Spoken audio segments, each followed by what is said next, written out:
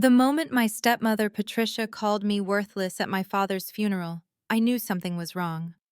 Not because of her words, I had heard those my entire adult life, but because of the satisfied smirk that crossed her face when the lawyer mentioned reading the will. My half-siblings Michael and Sarah exchanged knowing glances while I sat there in my thrift store dress, apparently the only person in the room who did not know what was coming next. Before we dive into this story of family betrayal and ultimate justice, tell me where you are watching from today. If you have ever felt overlooked or underestimated by your own family, hit that like button. Subscribe for more stories about karma coming full circle, because what happened next will show you that sometimes the person everyone underestimates becomes the one who brings everything crashing down. Growing up as the daughter of my father's first marriage, I always felt like an outsider after he remarried Patricia when I was 12.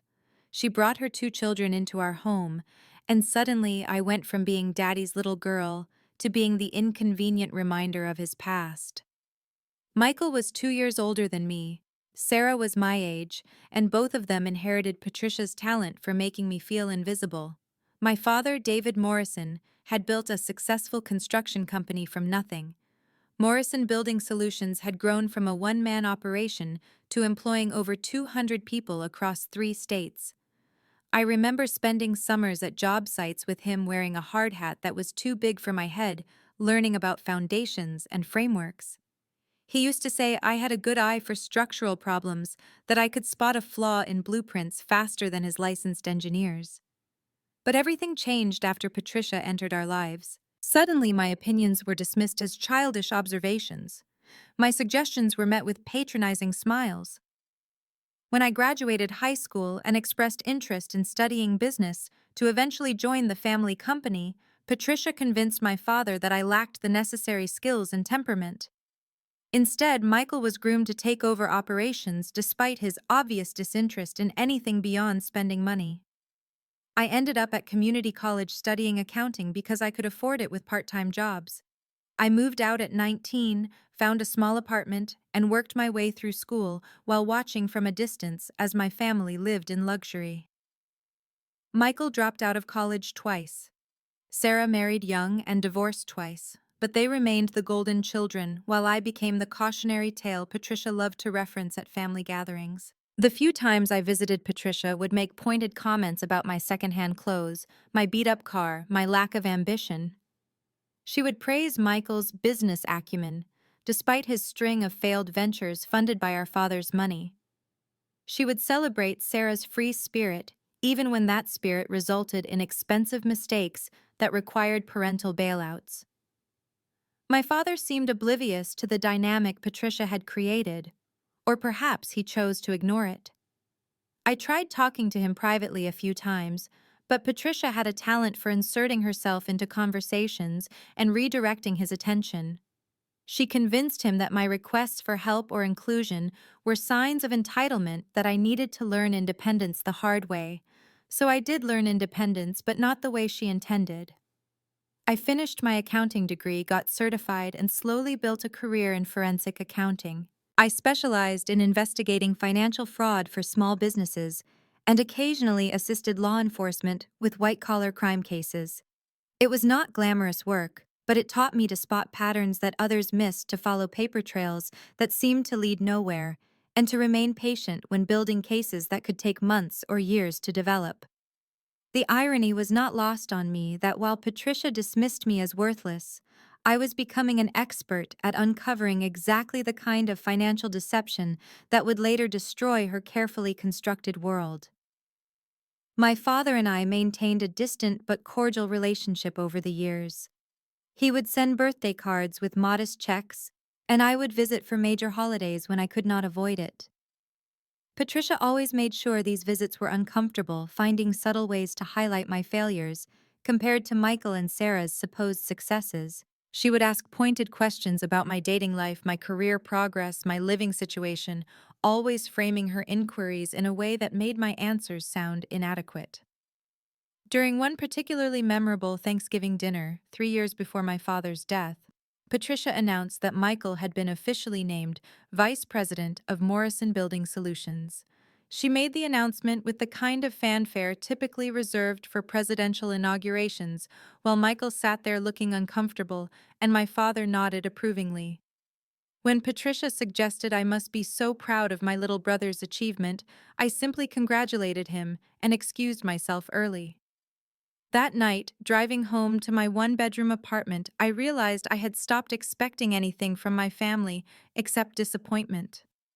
I had accepted my role as the outsider, the one who was not quite good enough, the one who served as a contrast to highlight their successes. It was a painful realization, but it also freed me from the constant hope that things might change. The last conversation I had with my father before his heart attack was about Michael's latest business idea. He wanted to expand the company into commercial real estate development, a venture that would require significant capital investment and expertise we did not possess. My father sounded uncertain about the proposal, and for a moment I thought he might ask for my professional opinion. Instead, he mentioned that Patricia thought it was a brilliant opportunity and that Michael had already begun preliminary planning.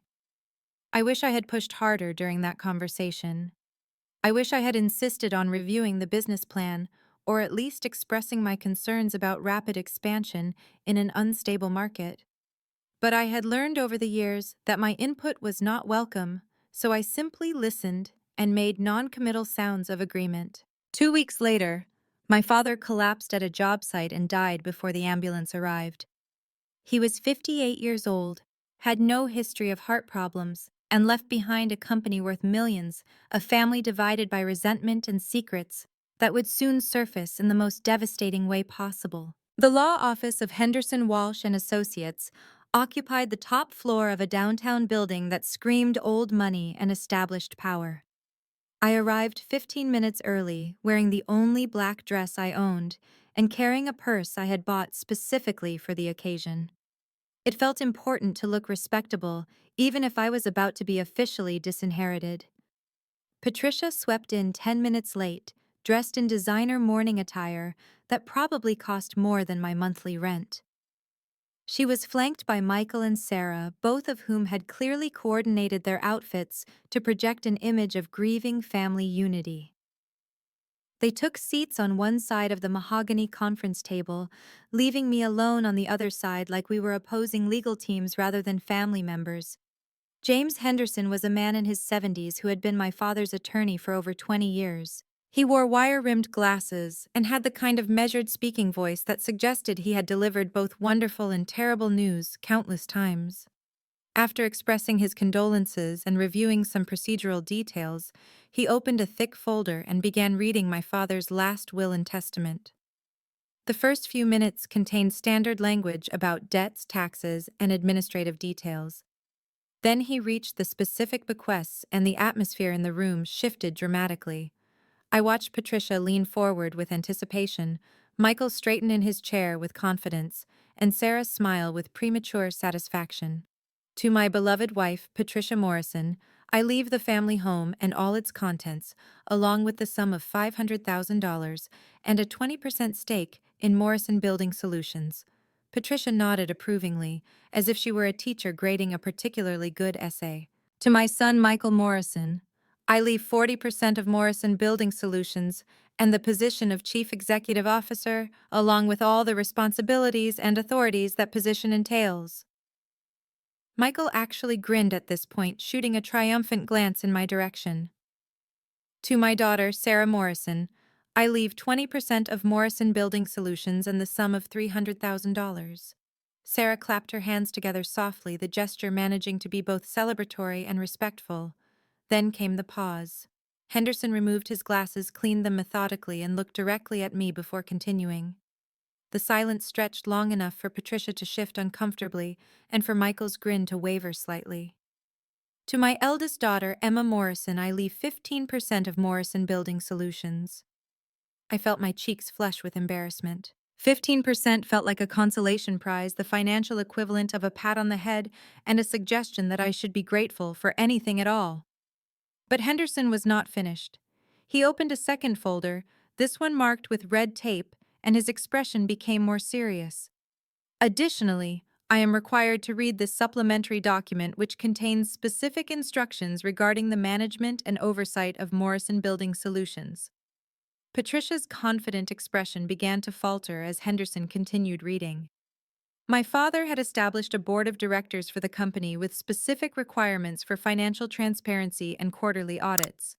More importantly, he had designated an independent accounting firm to conduct a comprehensive review of all company finances within 60 days of his death. The kicker came in this final paragraph. In the event that the financial review reveals any irregularities, discrepancies, or evidence of mismanagement, the distribution of assets shall be suspended pending a complete investigation. Furthermore, Emma Morrison is hereby appointed as the family representative to oversee this process, given her professional expertise in forensic accounting. The room fell silent. Patricia's face had gone completely pale. Michael looked confused, and Sarah appeared to be struggling to understand what had just happened. I sat there stunned, realizing that my father had not only remembered my career choice, but had specifically structured his will to utilize my skills. Henderson handed me a sealed envelope with my name written in my father's handwriting. Inside was a letter dated 6 months before his death, written in the careful block letters he had always used for important documents. Emma, it began. If you are reading this, it means I am gone and the audit I requested has been initiated. I want you to know that I have always been proud of your independence and your integrity, even when I did not express it as clearly as I should have. Over the past 2 years, I have noticed discrepancies in our company finances that have concerned me deeply. I trust your professional judgment more than anyone else's, and I need you to find the truth, whatever it may be. Your inheritance may seem small now, but I believe it will grow significantly once you discover what has been hidden from both of us. The letter continued with specific instructions about accessing company records and contact information for several employees who had apparently raised concerns about financial irregularities. My father had been building a case quietly and methodically, and he had positioned me to continue his investigation after his death. As I folded the letter and returned it to the envelope, I looked up to find 3 pairs of eyes staring at me with very different emotions. Patricia's expression had moved from pale shock to barely controlled fury. Michael looked like a child who had been caught stealing cookies and was trying to decide whether denial or confession would serve him better.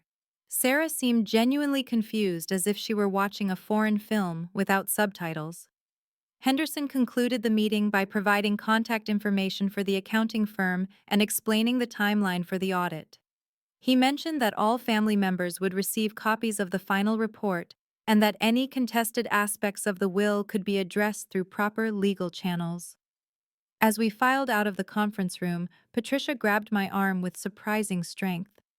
I hope you understand that this audit nonsense is just a formality, she said in a voice that attempted sweetness, but carried an undertone of warning. Your father was sometimes paranoid about business matters in his final years. I would hate for you to waste time and energy chasing shadows that will only cause pain for everyone involved. I looked down at her manicured fingers, gripping my arm, then met her eyes directly. I appreciate your concern, Patricia, but I think we should let the professionals do their job. After all, if there is nothing to hide, the audit will simply confirm that the company is in good hands. Her grip tightened for a moment before she released me and walked away, her heels clicking angrily against the marble floor. Michael and Sarah followed her without speaking to me, leaving me alone with Henderson. Your father was a good man, the attorney said quietly. He loved all of you, but he was not naive about human nature. I think you will find his final instructions were very carefully considered. Walking to my car, I felt a mixture of anticipation and dread that I had never experienced before. For the first time in my adult life, I held real power within my family structure. But I was beginning to suspect that using that power would reveal truths that would destroy relationships permanently. The question was whether those relationships had been built on lies from the beginning. The Morrison Building Solutions headquarters occupied a converted warehouse in the industrial district, a testament to my father's practical nature and his belief that businesses should invest in operations rather than appearances. I had not been inside the building since I was 16, and walking through the front doors felt like entering a foreign country where everyone spoke a language I had once known but had forgotten. The receptionist, a woman in her 50s with kind eyes and graying hair, looked up from her desk with surprise. "You must be Emma," she said with a warm smile. "I can see David in your face. I am Margaret Flores, and I have been hoping to meet you for years." This was my first indication that my father had spoken about me more than I realized. Margaret explained that she had worked for the company for 15 years and remembered when my father used to bring me to the office during school breaks. She mentioned that he kept a photo of my college graduation on his desk and had bragged about my forensic accounting certification to anyone who would listen. "He was so proud when you started solving those fraud cases for the police," Margaret said as she walked me toward the administrative offices. "He used to clip newspaper articles about your work and keep them in his desk drawer. I think he hoped you might want to use those skills here someday." The revelation that my father had followed my career so closely while maintaining such distance in person was both heartwarming and heartbreaking. It suggested that Patricia's influence had been even more destructive than I had realized, creating barriers between us that he had not known how to overcome. Margaret introduced me to Tom Rodriguez, the company's operations manager, who had worked alongside my father for over a decade. Tom was a bear of a man with calloused hands and a direct manner of speaking that reminded me of my father's approach to business. He welcomed me into his office, which was decorated with blueprints, safety awards, and photos of completed projects. "Your dad asked me to help you if anything happened to him," Tom said without preamble. "He said you might need to understand how the business really works, not just how it looks on paper."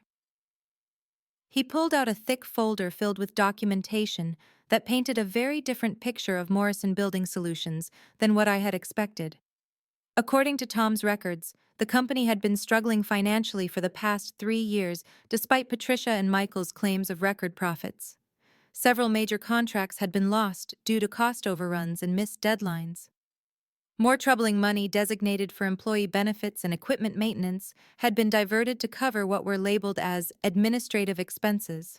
Tom explained that my father had become increasingly concerned about financial decisions being made without his input.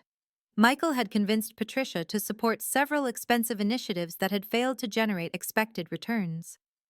Meanwhile, safety protocols were being compromised to cut costs, and veteran employees were being laid off, while administrative staff positions seemed to multiply.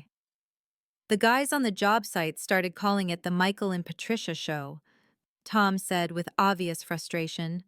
"Your dad tried to rein them in, but every time he questioned a decision, Patricia would accuse him of not trusting his family or not believing in Michael's potential.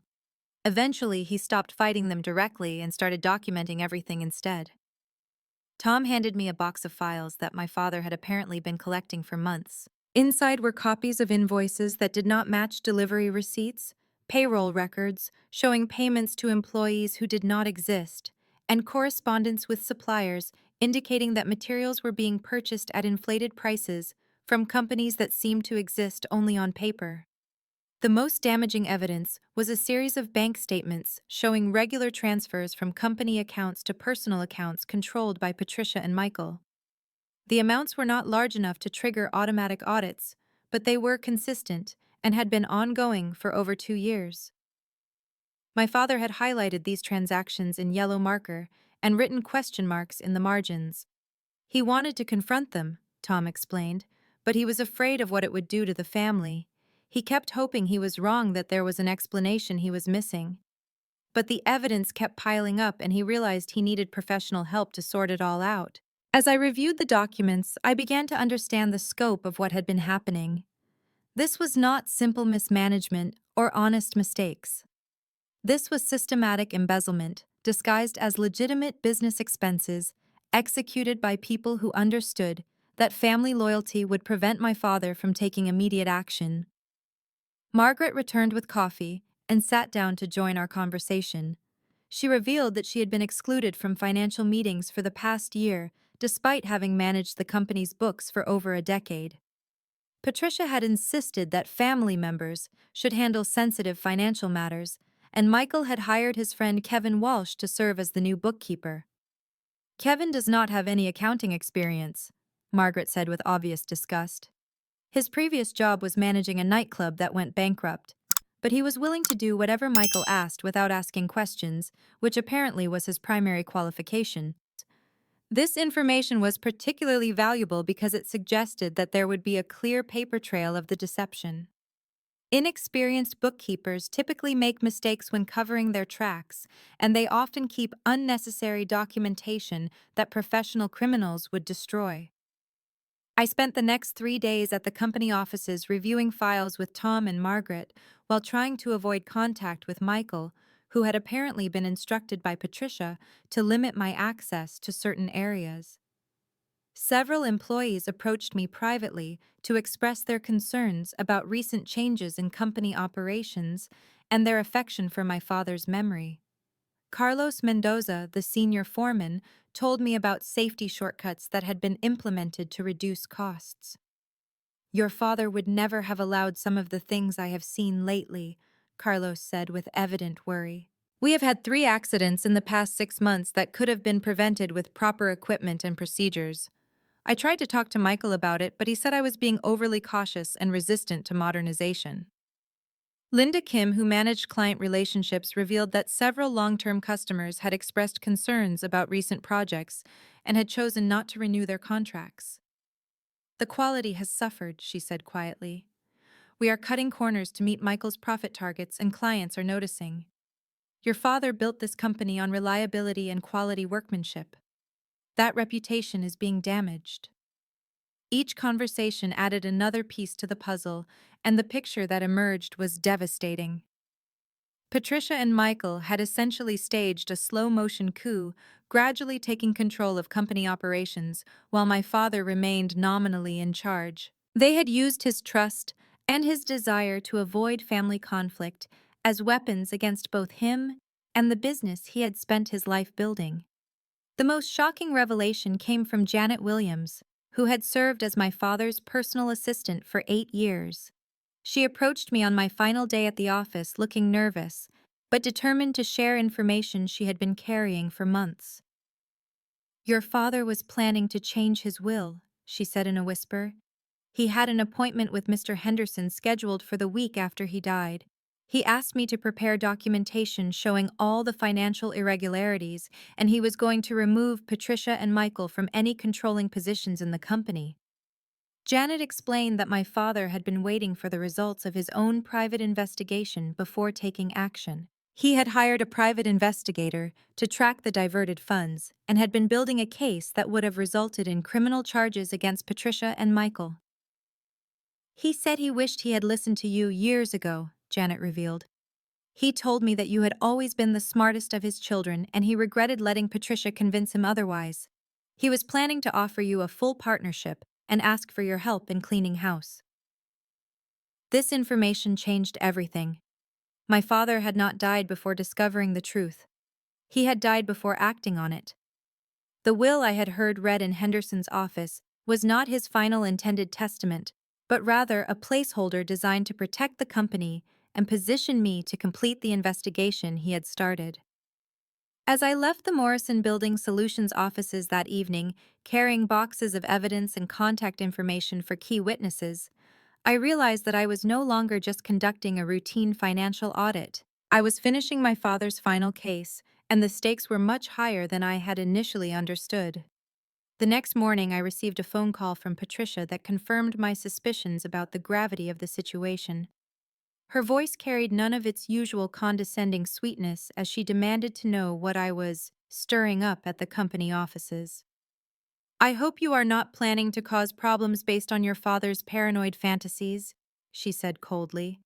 Michael has worked very hard to modernize that company, and it would be tragic if jealousy and resentment destroyed everything your father built. I listened to her threats disguised as concern, and for the first time in my life, I felt absolutely no desire to avoid confrontation with Patricia. Do not worry, I replied calmly. I am simply doing what Dad asked me to do. The truth will speak for itself. The silence on the other end of the line told me everything I needed to know. Patricia was afraid, and she had every reason to be. The independent accounting firm assigned to audit Morrison Building Solutions was Hartwell and Associates, a respected organization with over 30 years of experience in corporate financial investigations. I met with senior partner Robert Hartwell in his downtown office, presenting the evidence I had gathered from company records and employee testimonials. Hartwell was a meticulous man in his 60s who approached financial investigations with the methodical precision of a surgeon. He reviewed my documentation with increasing interest, occasionally making notes or asking clarifying questions about specific transactions. After 3 hours of examination, he confirmed what I already suspected: Morrison Building Solutions had been the victim of systematic embezzlement totaling over $2 million. This is one of the most sophisticated family fraud cases I have encountered, Hartwell said as he organized the evidence into categorized folders. The perpetrators clearly understood that emotional manipulation would be more effective than technical complexity. They used your father's love for his family as a weapon against his business judgment. We established a timeline for the formal audit, which would require approximately 6 weeks to complete. Hartwell explained that his team would need unrestricted access to company records, bank statements, and personnel files. He also requested permission to interview key employees and vendors to verify the scope of the financial irregularities. I felt optimistic leaving that meeting, confident that professional investigators would uncover the full extent of Patricia and Michael's crimes. The evidence was overwhelming, the paper trail was clear, and justice seemed inevitable. I should have remembered that desperate people often make dangerous decisions when they feel cornered. The first sign of trouble came when Margaret called me 3 days later, her voice shaking with anxiety. "Emma, I think someone has been in the office overnight," she said quietly. "Several filing cabinets have been moved and some of the documents you copied are missing from my desk drawer." I drove to the company offices immediately and found Margaret waiting in the parking lot, too frightened to enter the building alone. Inside, it was obvious that someone had conducted a hasty but thorough search of areas where evidence might have been stored. The break-in had been disguised to look like a random burglary with some office equipment missing and windows broken, but the pattern of what had been taken was too specific to be coincidental. Tom arrived shortly after I called him, and his reaction was immediate and furious. "They are destroying evidence," he said as we surveyed the damage. "This is not some random crime. Someone knew exactly what they were looking for." The police took a report and dusted for fingerprints, but I knew the investigation would lead nowhere. Patricia and Michael were too smart to leave physical evidence, and they probably had alibis for the previous night. What worried me more was the implication that they were willing to commit additional crimes to cover their tracks. My concerns were validated the following day when Kevin Walsh, Michael's friend, who had been serving as the company bookkeeper, approached me in the parking lot as I was leaving the office. He looked nervous and kept glancing around as if he were afraid of being overheard.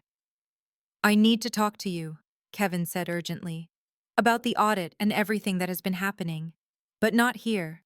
Can you meet me tonight at the diner on 5th Street? I agreed to meet him, hoping that Kevin had finally decided to tell the truth about his role in the financial irregularities. Perhaps the pressure of the investigation had convinced him to cooperate, rather than face criminal charges as an accomplice. The Riverside Diner was a 24-hour establishment that served as neutral ground for difficult conversations. I arrived at 8 o'clock and found Kevin sitting in a corner booth, nervously stirring a cup of coffee that had probably gone cold an hour earlier. "I want to help you," Kevin began as I sat down across from him. "I know what Michael and Patricia have been doing, and I have records that prove everything. Bank statements, forged invoices, correspondence about the fake companies they set up to funnel money. I kept copies of everything because I was afraid they would try to blame me if anyone found out." This was exactly what I had hoped to hear. Kevin's cooperation would provide the missing pieces needed to build an ironclad case against Patricia and Michael. He claimed to have documentation that would prove their guilt beyond any reasonable doubt, and offered to testify about their methods and motivations. "Why are you coming forward now?" I asked, though I thought I knew the answer. Kevin was probably scared of going to prison for crimes he had committed under pressure from Michael. Because this has gone too far, Kevin replied. The break-in, the threats, the way they are talking about making sure you do not cause any more problems.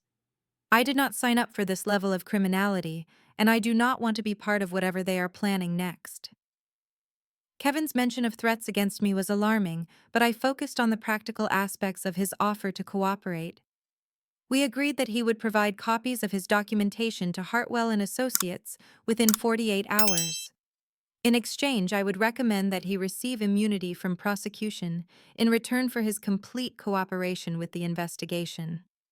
I left the diner feeling like the case had taken a decisive turn in our favor. Kevin's evidence would eliminate any possibility that Patricia and Michael could claim ignorance or blame their actions on honest mistakes. Combined with the testimony of company employees and the documentation my father had collected, we would have enough proof to pursue both civil and criminal charges. I was so focused on planning the next steps of the investigation that I failed to notice the black sedan that followed me home from the restaurant. I was so confident in our progress that I did not think to question Kevin's sudden attack of conscience or wonder why he had chosen to approach me rather than going directly to the authorities. The truth became clear 2 days later when Hartwell called to inform me that Kevin Walsh had contacted his office to recant his previous statements. According to Kevin's new version of events, I had pressured him to fabricate evidence against Patricia and Michael because of my jealousy over their inheritance. He claimed that I had threatened to frame him for embezzlement if he did not support my accusations against my family members. This is a serious development, Hartwell said with obvious concern. Mr. Walsh is now claiming that you offered him money to provide false testimony and that the documents you presented to our firm may have been altered or fabricated. We will need to suspend the audit pending an investigation of these allegations. I sat in stunned silence as the implications of Kevin's betrayal became clear. Patricia and Michael had orchestrated this reversal, probably offering Kevin more money than he could make in several years of legitimate work. They had turned my star witness into their primary weapon against me, and they had done it so smoothly that I never saw it coming. The next morning brought worse news. Henderson called to inform me that Patricia had filed a formal complaint with the state licensing board claiming that I had violated professional ethics by using my position as executor to conduct a biased investigation. Michael had hired an attorney and was threatening to sue me for defamation and harassment. I am afraid this has become quite complicated, Henderson said with regret.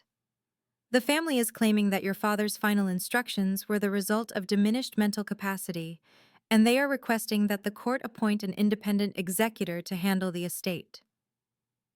Margaret called later that day to tell me that she had been terminated from her position at Morrison Building Solutions, allegedly for providing confidential company information to unauthorized persons. Tom informed me that he had been placed on administrative leave pending an investigation of his conduct. One by one, my allies were being eliminated or intimidated into silence. As I sat in my apartment that evening, surrounded by boxes of evidence that might now be considered worthless, I realized that I had seriously underestimated my opponents. Patricia and Michael had not simply been stealing money. They had been preparing for war. They had contingency plans, backup strategies, and the willingness to destroy anyone who threatened their position. For the first time since this ordeal began, I felt truly defeated. The truth was still the truth, but truth without credible witnesses and admissible evidence was just another opinion. Patricia and Michael had successfully turned the legal system against me, and they were positioned to emerge from this scandal wealthier and more powerful than before. But as I would soon discover, my father had taught me more about patience and strategic thinking than I had realized. Sometimes the most devastating defeats are actually setups for the most complete victories. The call came at 6 in the morning from a number I did not recognize. The voice on the other end was elderly, shaky, but determined. "Miss Morrison, my name is Eleanor Walsh. I believe you knew my grandson, Kevin." The pause that followed carried the weight of shame and disappointment. "I need to see you today. I have something that belongs to you." Eleanor Walsh lived in a modest retirement community 20 minutes outside the city. She was a woman in her 80s with silver hair and sharp eyes that reminded me of my grandmother. She invited me into her small apartment, which was decorated with family photos spanning several decades. Kevin is my daughter's boy, she began without preamble. His father left when he was young and I helped raise him. He was a good child, but he never learned to resist temptation when it came knocking. She moved slowly to an antique wooden desk and retrieved a manila envelope. 3 days ago, he came here drunk and crying, carrying this envelope and talking about blood money. Inside the envelope were photocopies of bank records, correspondence, and financial documents that detailed the entire embezzlement scheme. But these were not the documents Kevin had promised to provide to me. These were the original records that Patricia and Michael had thought were safely hidden, complete with their signatures, account numbers, and specific instructions for moving stolen funds. Kevin told me everything, Eleanor continued as I examined the papers with growing amazement. How they paid him to lie about you, how they threatened him when he initially wanted to tell the truth, how they promised him a permanent position and a share of the stolen money if he helped destroy your credibility. The documentation was devastating. Bank transfers showing money flowing from Morrison Building Solutions accounts to personal accounts controlled by Patricia and Michael. Email communications discussing how to hide the transactions from my father.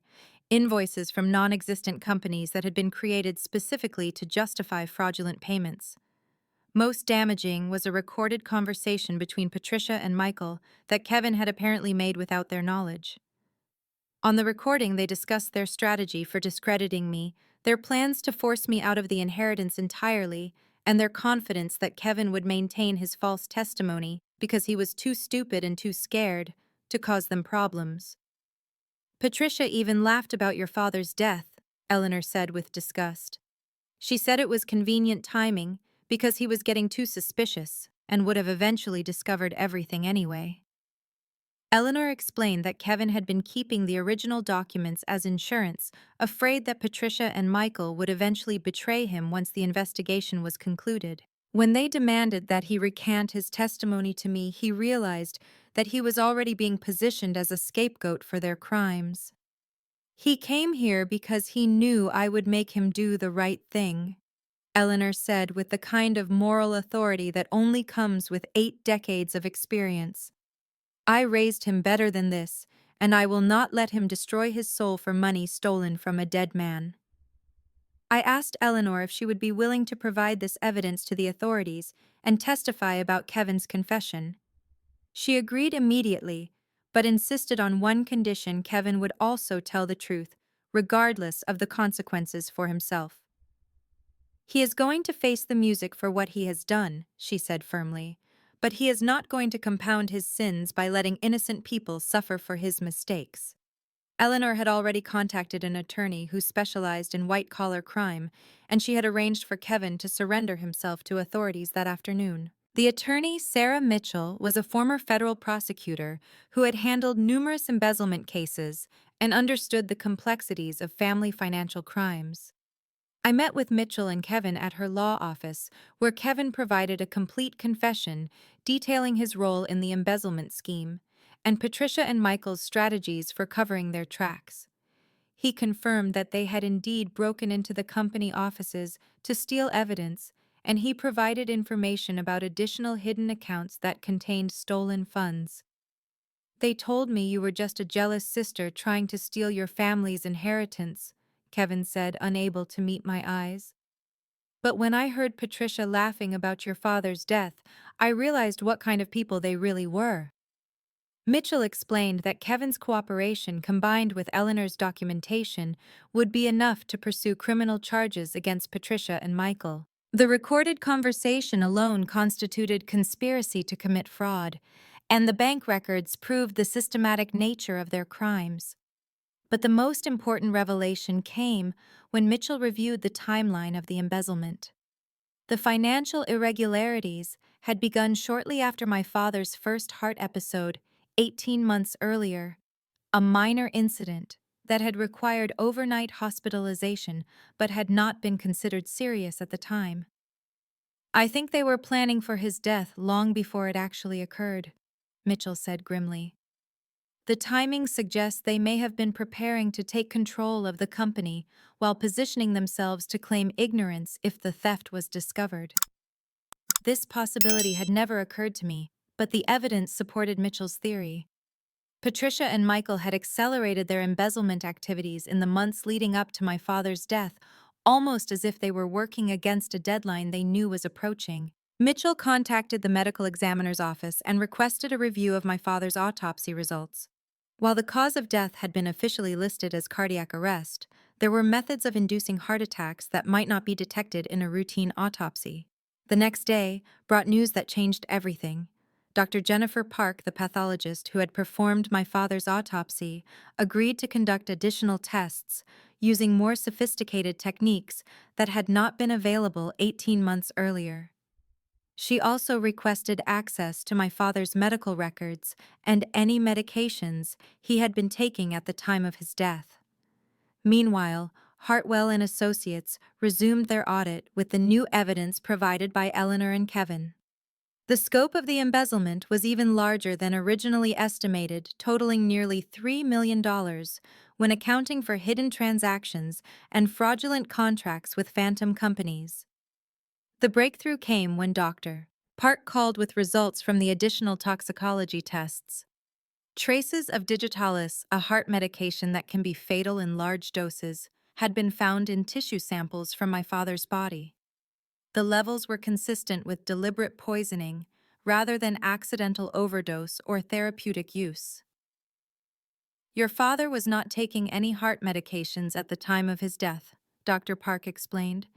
The presence of digitalis in his system suggests that someone with access to his food or drinks administered a lethal dose, probably over a period of several days. I sat in Mitchell's office as she explained the implications of this discovery. My father had not died of natural causes. He had been murdered by someone close enough to poison him, gradually someone who wanted his death to appear natural and timely. The police investigation that followed moved swiftly. Search warrants were executed for Patricia and Michael's home's bank accounts and digital communications. Kevin's cooperation led investigators to additional evidence, including purchase records for digitalis and research on heart attack symptoms that had been conducted on computers in their possession.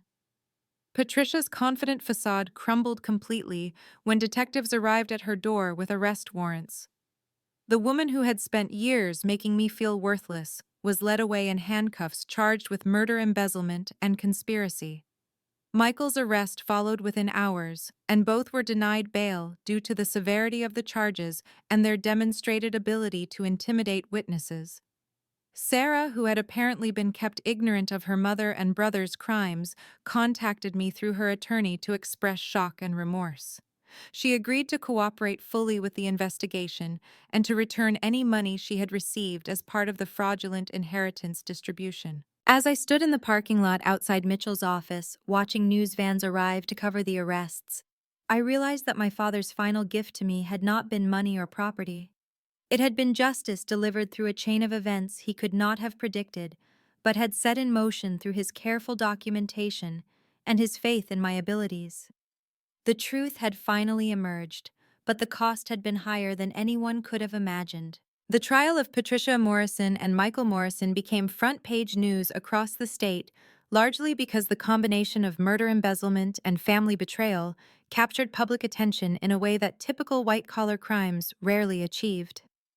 I testified for 3 days, presenting evidence and explaining the financial irregularities that had first aroused my father's suspicions. Patricia's attorney attempted to portray her as a grieving widow who had been manipulated by her son's criminal ambitions.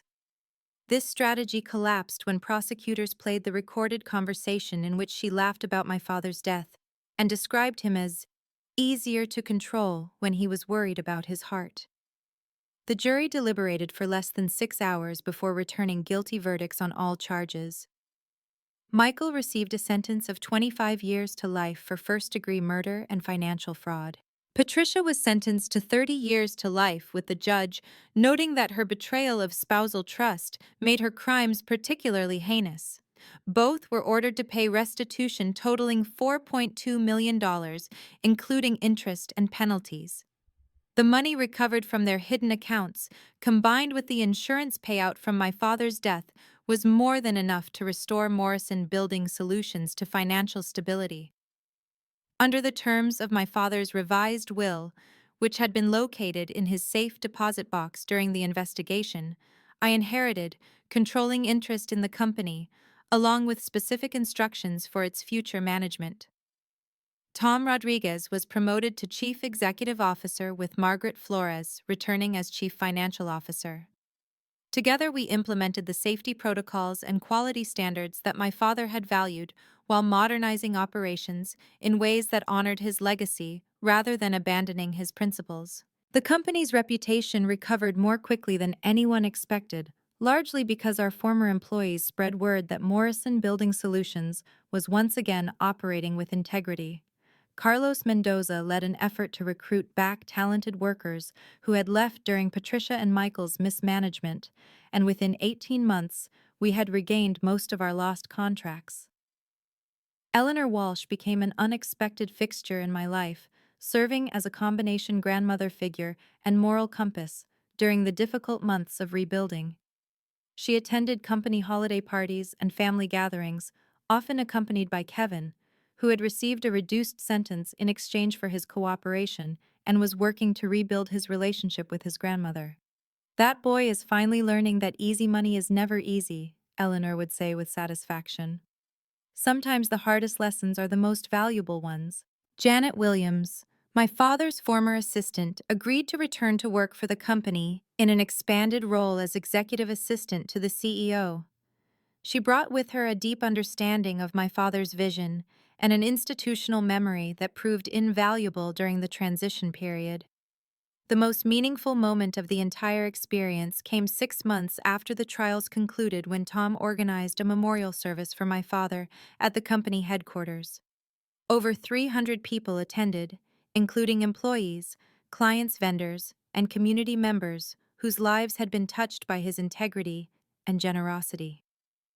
During the service, I read portions of a letter my father had written to me shortly before his death, which had been found among his personal effects.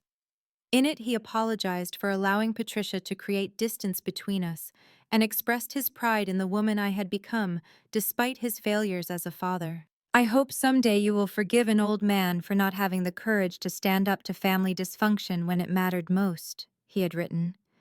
"You have always been the strongest of my children, and I should have trusted your judgment instead of questioning it. If something happens to me, please know that everything I built was meant to serve people who work for honest livings and care about quality craftsmanship. I trust you to honor that legacy better than I was able to protect it." Standing before an audience that included people my father had mentored, employed, and inspired, I realized that his real legacy was not the company itself, but the values it represented. Patricia and Michael had tried to steal money, but they could never have stolen the respect and admiration my father had earned through decades of ethical business practices.